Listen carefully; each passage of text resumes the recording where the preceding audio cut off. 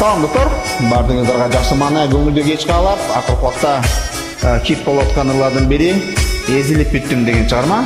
Анда эмесе, кеттик. Агарың баккан таңым элең сен, жашоодо тапкан багым элең сен. Seni sүйөмүн, seni күтөмүн, ezilip büttüm.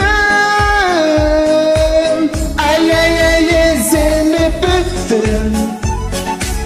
Altının özünde güttüm. Kaydasın asılmazdır. Sarıldım özünde gülüm. Ay ay ay ezilip büttüm. Altının özünde güttüm. Kaydasın asılmazdır. Sarıldım özümde gülüm. Seni sүйөмүn, seni күтөмүn. Sen de soğutma benim жүрөгүм. Ümitin şamın öçürüp barın, kıynadın canda.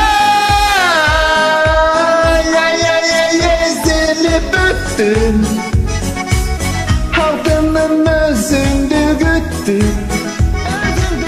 Kaydasın asılmazım. Sarıldım özünde gülüm. Ay ay ay ezilip büttüm. Altının özünde güttüm. Kaydasın asılmazım. Sarıldım özünde gülüm.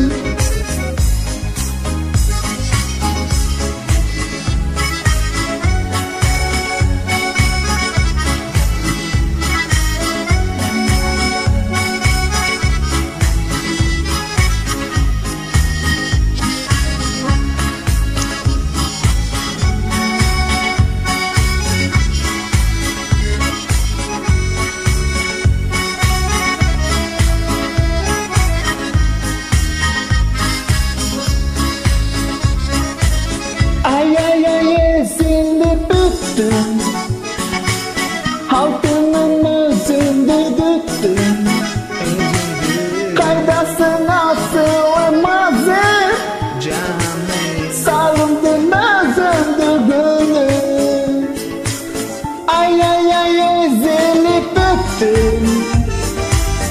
Altının özünde güttüm. Kaydasın asılmazım.